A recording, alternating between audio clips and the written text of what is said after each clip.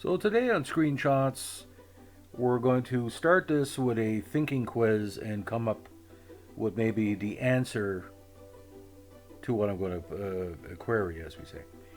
Now, if you're listening to this and are a big Rocky fan, all I think 8 or 9 movies now, including parodies or whatever. What is your favorite scene in the Rocky movies? Like for me, it's not the original Rocky. It's not Roberto Duran in Rocky, in one of the Rocky movies, training Rocky to be faster, although it was a good scene. The best scene came in the early moments of the third movie, Rocky 3, where we've established that Rocky's been champion for a while. Eye the Tiger plays at the first. We see his quality of opponents diminish, and Clubber Lang is rising in the ranks, played by Mr. T. And there's going to be a confrontation down the road. Let's put this in perspective for a second. In 1982-83, professional wrestling was not at a level of appreciation and what he called recognition that it is now. Most of the wrestling champions were territorial, regional. You look at Harley Race, Ric Flair, Vern Gagne, back in the 70s, superstar Billy Graham, Bob Backlund. There was no super appreciation of the WWE, or what's called WWF now.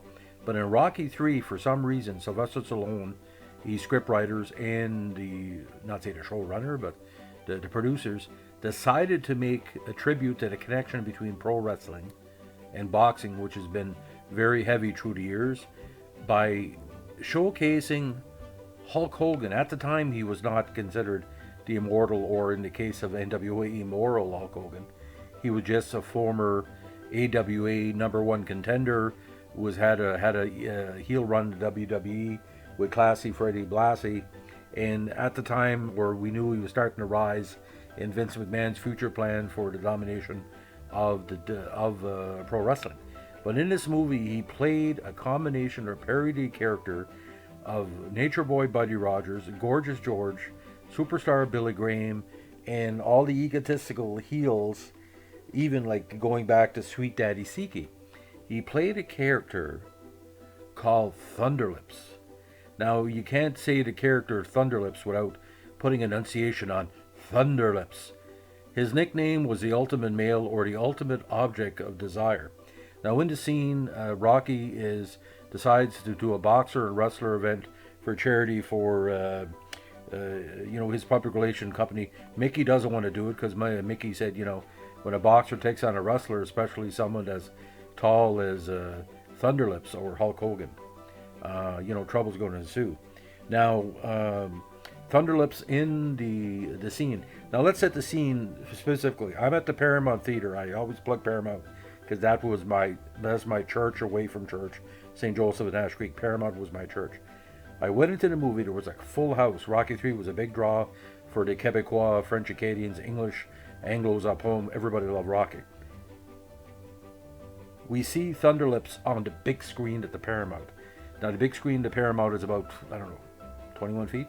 So you can imagine we're seeing a Hulk Hogan 21 feet tall, or 22 feet. A little bit bigger than a normal wrestler. And he's approaching the ring with a trio of what is called in novelization his love slaves, actually called Dora, Doreen, and Daphne, which ironically is a very common name in many members of my family. Now, Thunderlips, or like Hulk Hogan, 7 feet tall, maybe 320 pounds, as big as breasts as Christina Hendricks. And when you have the stare off, it occurs after when Thunderlips introduces himself and he unveils a cape, similar you see to Dracula but golden. And he's basically, I am the ultimate male taking on the ultimate meatball. And Stallone's in really good shape in this movie. Now, according to statistics at the time, 6'7", 300 pounds, maybe at the time it had been 320. He might have been using steroids or whatever, but he was big in the movie. Now, at the beginning of the match, it's all Thunderlips. He's throwing Rocky around. Rocky is weighing about 192 pounds, soaking wet, being thrown around, and all kind of wrestling craziness ensues. You have to see the scene. You don't have to see the whole movie of Rocky 3, but you have to see the scene. Momentum goes back and forth, and ironically, it ends up being a draw. I'm not going to give away the spoilers, about what was going on, and he said, Rocky said, what happened? He said, you were kind of crazy out there. So that's the name of the game. So he was kayfabing for wrestling at the first, but at the end, like most good kayfabes, it's sort of kind of a shoot where he's explaining to Rocky and to the audience, and maybe not in the joke, you have to get over in wrestling. But they filmed the scene in such a way that you could see that Thunderlips or Hulk Hogan was what he called unstoppable. But here's the deal, ladies and gentlemen. There's been various incarnations of the Macho Man. Macho Man. I'm Freudian slip because Macho and you can't say Hulk and Macho or whatever. Anyway, Hulk Hogan has a different incarnations. Hollywood Hogan, the WCW good Hogan, the WCW bad Hogan, which was NWO, but really only half NWO. He's returned. Basically Hulk Hogan without a mustache. Hulk Hogan, the smaller version. Hulk Hogan, the eat your vitamins and say your prayers. The rock and roll Hulk Hogan, the Harley racing Hulk Hogan. He's had 9 or 10 different incarnations, but at no time in WCW, All Japan, WWE or WWF, if you want to call it, that's the Thunderlips character has ever appeared like as an alter ego of Hulk Hogan. It left millions of dollars on the table, and I tell you why. In the time of Bret Hart, when Bret Hart was being held back by Hulk Hogan, before the infamous Caesar's Palace version of Hulk Hogan, Hulk should have been hit over the head by somebody. Bobby the Brain Heenan, Roddy Piper, Snuka maybe with a coconut as a reversal of fortune, and he gets hit. He goes bad. He turns into Thunderlips. Millions of dollars have been left on the table for the 8 minutes that Hulk Hogan was on the screen. Obviously, he's not going to be nominated for Best Supporting Oscar, but for a short scene by a non-actor in a award-winning, big box office movie, for what Hogan needed to do, it was a perfect performance. I am not a Hulk Hogan guy. I'm a Paul Heyman guy. I'm a Ric Flair guy. Woo! I'm a Four Horsemen guy. Hold up the fingers. I'm a Chris Benoit guy. I'm a Canadian wrestling guy. I'm a Quebecois, Acadian, Rene Dupree, Yvon Ribert. That's my group. And that was a fine tribute to all the sweet heels. You look at people like Joey Ryan and Sexy Eddie and what I call the heels were a little bit over the top. The old lot, the Thunderlips. You look at, because I met Sexy Eddie before Joey Ryan, kind of a ripoff, but there's a lot of wrestlers out there who've taken aspects of Hogan and Thunderlips and put it in their own kayfabe. But again, if you know nothing about wrestling and you saw Rocky 3 for the first time, you're going to say, what in the fuck? Excuse me, this is not a censored podcast. What in the fuck was this? What I just saw. There was a 72-year-old woman who was a Stallone fan at the Rocky movie. She could barely speak words in English. And I heard her say, she was a friend of the family, she said, turn around and said, Jeffrey, what the hell I just saw? And I said, Thunderlips, the ultimate male. So, Terry Bollea, Hulk Hogan, Incredible Hulk Hogan, Hulk Boulder, whatever you want to call him. At the end of the scene, you can basically see where wrestling of the modern era really hit its mark. And I don't think Vince McMahon even saw that scene in Rocky, as he was still kind of envisioning what the future would be with him owning all the territories. But Thunderlips, you look at Bad News Brown, you look at the Hearts, you look at the Gagnes, you look at Kevin Steen, El Generico, all these different great traditional wrestlers, Quebec, the Maritimes, Minnesota, and all the NWA territories. It was all encompassed in that scene because he was talking to everybody, the Von Erich fans, the Texas fans, the Mid-Atlantic, the Crockett fans. It was all in that few minutes. He was carrying the ball in a new generation.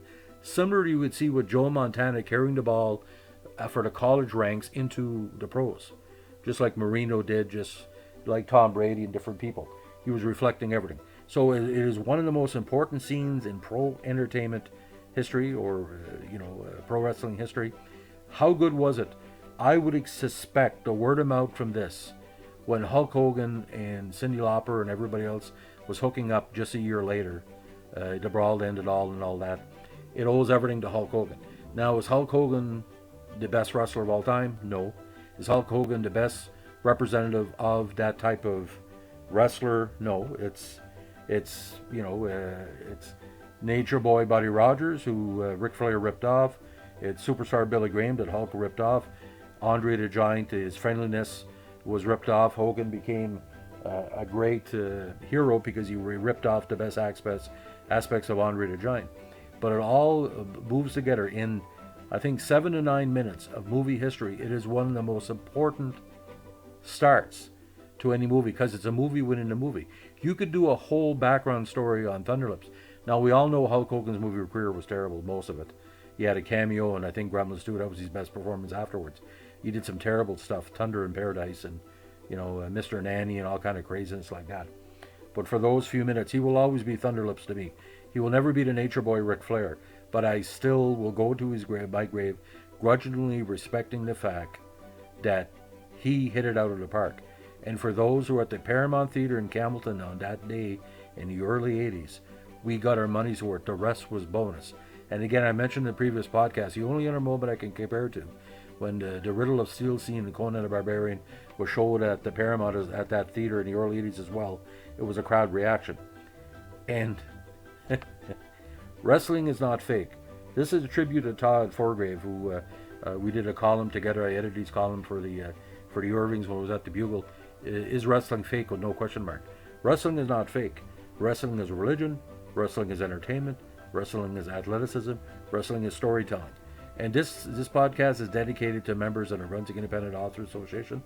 They're all storytellers. You wonder why sometimes I write about wrestling, or talk about wrestling in my columns. Because wrestling to me is religion. I am a child of Atlantic Grand Prix Wrestling. Leo Burke, Killer Carl Krug, Cuban Assassin. And again, like I said, he was representing all of us up there. He was the Babe Ruth of wrestling in those 7 to 9 moments because it was perfect. If you want a script of how to be a wrestler, to get over, watch Thunderlips. Don't watch Hulk Hogan and NWO. Don't listen to that prick Eric Bischoff, what he has to say. Don't listen to Pritchard. Don't listen to Paul Heyman, although Paul Heyman's been doing it for years. It's all in the Thunderlips. So, and how much of this was ad-lib and how much was a shoot? The only editor could know, because I haven't seen B-roll from the scene. I don't know. It was a lot of edits. Anyway, and that, like I said, Rocky 3, I mean, can you imagine if Hulk Hogan would have been nominated for an Oscar? Maybe we'd see that in 2020. If Brad Pitt can win an Oscar for playing himself, why couldn't Hulk Hogan win an Oscar for playing himself? And, just like Beatrice Straight in Network, short performance, 6 minutes, 7 minutes. You look at our crazy lady from, what's her name? The old actress Barrymore that was in, Maltese Falcon. She won for a similar performance playing the Femme Fatale. You don't have to be that long on the screen to win an Oscar. Anyway, for what it was, and it's a top 10 scene in the 1980s, besides, or a series of scenes. Anyway, if you're a Hulk Hogan fan, please tell your friends that this podcast is about Thunderlips. If you're not a Hulk Hogan fan, don't have to tell anybody because, you got to respect Hulk Hogan if you're a wrestling fan. Because he drew the last people needed to be drawn, which was the masses of children and the under 17s that they don't know kayfabe, they don't know, the Four Horsemen, they don't know the Funks and the Von Erichs and all that stuff. So, on this Valentine's weekend, we wish you happy days. And if you see Thunderlips in your travels or people that behave like Thunderlips, basically you can chant, "You're not Thunderlips," or something to that extent, or "You are Thunderlips." So, it's always the ultimate male versus the ultimate beatball in life if you don't like your competition in kayfabe, and that's what Thunderlips brought. So, have a great evening. Bye.